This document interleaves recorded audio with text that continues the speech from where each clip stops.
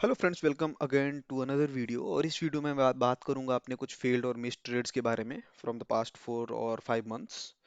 और देखेंगे उसमें क्या हम लर्न कर सकते हैं एंड मोस्ट इम्पोर्टेंटली हम उस चीज़ को कैसे अप्लाई कर सकते हैं so that we could play out this situation better. और let's start with my sugar trades. So sugar sector as we all know पिछले महीने काफ़ी काफ़ी बेहतरीन रैली आई है, और इस रैली में कुछ कुछ तो स्टॉक्स 60 से 70% गेन कर चुके हैं, इस शुगर स्टॉक्स। और चलिए देखते हैं दो रीजन, मेजर रीजन क्या था इस ग्रेटेस्ट रैली के पीछे।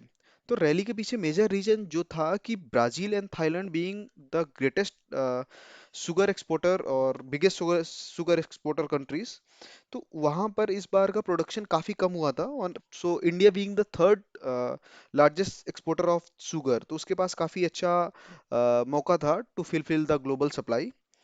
और दूसरा मौका था, दूसरा प्लस पॉइंट और दूसरा सपोर्टिंग रीजन ये रहा, जो डोमेस्टिक पॉलिसी आई थी related to ethanol generation for sugar industry. So ये दोनों पॉइंट मिलके जो एक रैली पेंडिंग थी शुगर स्टॉक्स में, उसको ट्रिगर किया। और उसमें पिछले एक महीने में काफी काफी अच्छी हमें रैली देखने को मिली है।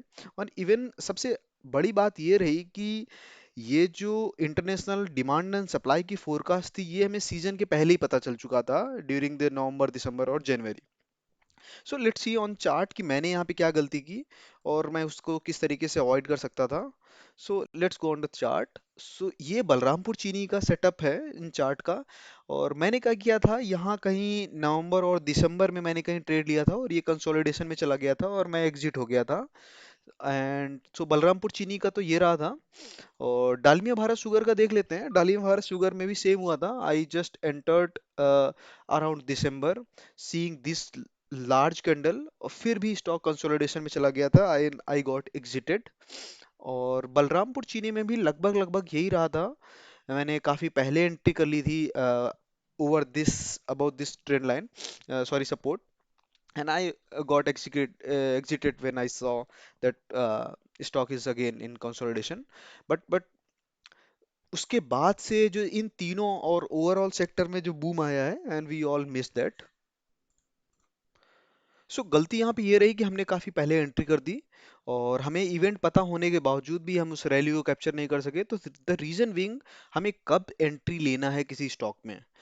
सो यहाँ पर हमें समझना पड़ेगा दोस्तों कि ये जो रैली के जो स्टार्ट कराते हैं, ये हम जैसे रिटेलर स्टार्ट नहीं करा सकते हैं। उसके लिए हमें बिग बुल्स का वेट ऑफ कोर्स करना पड़ेगा, बिकॉज इस इतनी भारी भरकम ट्रेन्स को हम धक्का दे के, रिटेलर्स के धक्के से नहीं चल सकती है। उसके लिए इंजन चाहिए चाहिए। So we should have waited for the right opportunity, और यहाँ पे पेशेंस की जरूरत थी, जो कि मैं नहीं दिखा पाया। And let's see. So next time we will wait for right time to enter these stocks and have a close eye. और कुछ अनदर फील्ड स्टॉक्स के बारे में बात करें, तो उसमें से कुछ पांच और मैंने पिकअप किए हैं। Relaxo being the first, and Welspun India, VBL, PVR and India hotels. तो आइए चार्ट पर देखते हैं इसका कैसे रिस्पॉन्स रहा है। तो ये रहा रिलैक्सो का डेली चार्ट, और इस चार्ट में हम देख सकते हैं कि ये मैंने दो ट्रायंगल पैटर्न बहुत पहले से आइडेंटिफाई करके रखे थे। और right after breaking out this triangle trend line, और यहाँ पर मैंने कहीं एंट्री कर ली थी और ये स्टॉक ऊपर गया, बट यहाँ पे मैं इस कैंडल पे मैं वापस एग्जिट हो गया था, मेरा एसएल ट्रिगर हो गया था। और उसके बाद मैंने ये चीज मिस कर दी कि what a beautiful retest it is. और ये चीज यहाँ से भी कंफर्म होती है कि लास्ट टाइम जब ये सेम पैटर्न दोहराया था, तो ये ब्रेकआउट करने के बाद यहाँ चीज कुछ देर कंसोलिडेट किए थी, और इसको हम रिटेस्ट भी बोल सकते हैं। और उसके बाद हमें लगभग लगभग कुछ 20 से 25% का मूवमेंट मिला था। तो same thing I was expecting here. काफी चालू तो काफी अच्छे से हुआ था, बट मार्केट जैसे कंसोलिडेशन में गई निफ्टी, और उसके साथ ही मेरा एसएल ट्रिगर हो गया।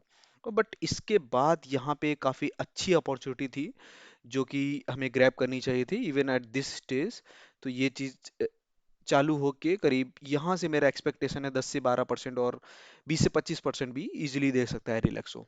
और तो this is one miss trade. और आगे देखते हैं, वेल्सपन इंडिया भी मैं उसमें एसएल तोड़ के बाहर हो गया। Let's look eight chart. तो ये चार्ट था, ये काफी कंसोलिडेशन के बाद से काफी लॉन्गर होराइजन की दो रेजिस्टेंस थे, उसको ब्रेक किया।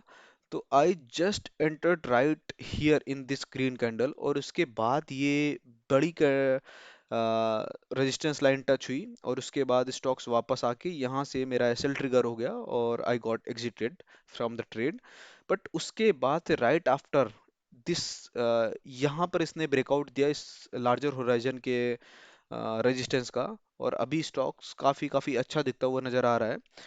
तो ये एक मेरी गलती रही कि I should have kept my SL little more below, looking at the potential of the chart, कि यहाँ से एक ट्रेंड लाइन थी, उसके बाद कंसोलिडेट किया, and this is the pure price action for getting a good momentum ahead. तो यहाँ पर मैंने मिस कर दिया, सो दैट वाज अनदर चीज जो मैंने मिस कर दिया इस स्टॉक को देखने में।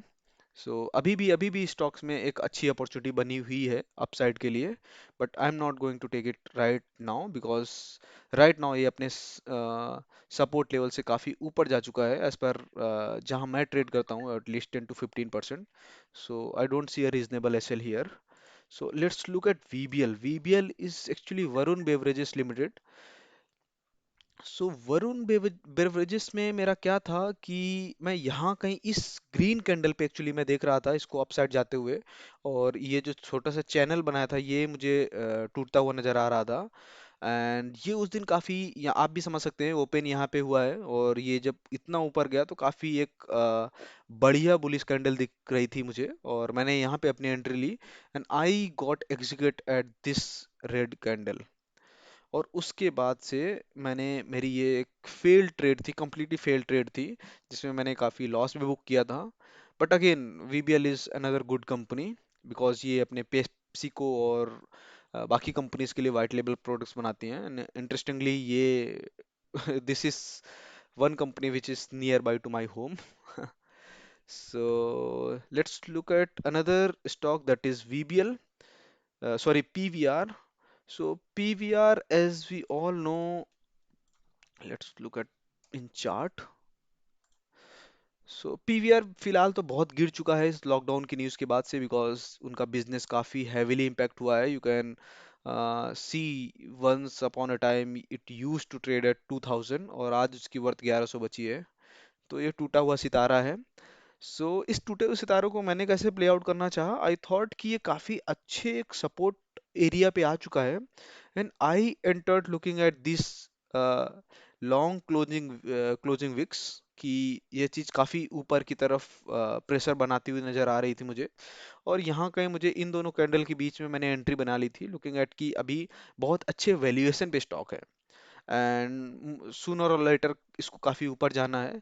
So that is why I entered with very less quantity sizing, कि जैसे ही मोमेंटम दिखता है तो मैं इसको एंट्री करूंगा। और यहाँ पर मेरा स्टॉप लॉस यहाँ पे उड़ गया, एसएल मेरा ट्रिगर हो गया इस पॉइंट पे। So I got exited from this particular stock. और इसमें लर्निंग ये रही मेरी कि जब ये स्टॉक आपको डाउन ट्रेंड में नजर आए तो डोंट बी इन हरी कि हम सीधे सपोर्ट को टच करते ही लपक लें। अगर वो सपोर्ट है, इन रियली में है, तो वापस रिवर्स का मोमेंटम दिखाने दीजिए, and even you could, if you are very safe trader, you can wait for retest as well. तो मुझे मुझे इन सारी लॉन्ग विक्स को देखते हुए कहीं यहाँ कहीं पोजीशन बनानी चाहिए थी। So this was my fault, and this is one another learning as well. So last stock देख लेते हैं अपनी इस कैटेगरी में, India hotels. India hotels basically एक गवर्नमेंट फंडेड कंपनी है।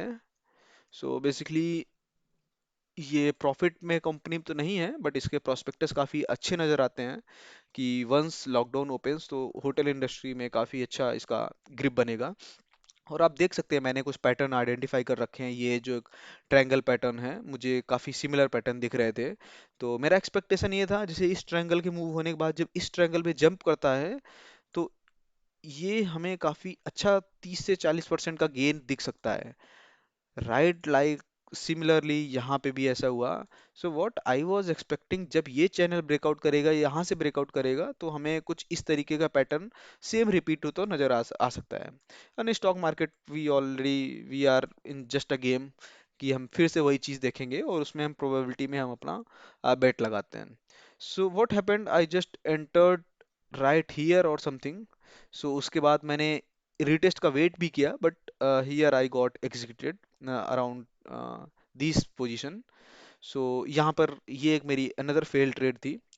सो और यहाँ right now we could see that this is something one inverted head and shoulder pattern, not a very perfect but rough, we can C.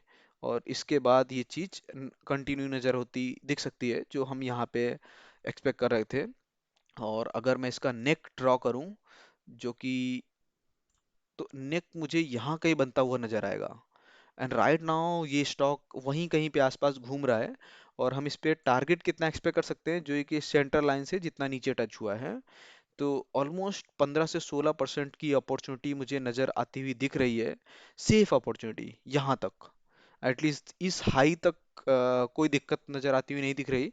And I मैं यहाँ पे देखूंगा, अगर कहीं अपॉर्चुनिटी मुझे बनती हुई दिखी, अगर इस रेड कैंडल के बाद भी इतना रिवर्स में मोमेंटम दिखता है, तो एक अनदर अपॉर्चुनिटी होगी हमारे सबके लिए। So this was all the what 3-4 महीने में जो मुझे लॉसेस इनकर हुए। So this is some part of it, जिससे मुझे कुछ लर्निंग मिलती है। So I thought of sharing with you as promised in last video. So yes, thanks for watching and please consider subscribing this video or subscribing this channel, अगर आपको इससे कुछ value मिलती है तो। और नेक्स्ट वीडियो में हम बात करेंगे अपकमिंग स्विंग ट्रेड्स की, जो अपॉर्चुनिटी बनती हुई नजर आ रही हैं इस मार्केट में। सो करंटली लॉकडाउन की न्यूज़ेस आ रही हैं। सो वी विल डिस्कस कि ये सारी न्यूज़ेस आने वाले क्वार्टर में कैसे अफेक्ट करेंगी, और निफ्टी या हमारे इंडाइसेस हैं ये ओवरऑल कैसा मोमेंटम रह सकता है। सो नेक्स्ट वीडियो में हम ये देखते हैं। तब तक के लिए thank you, bye bye, take care.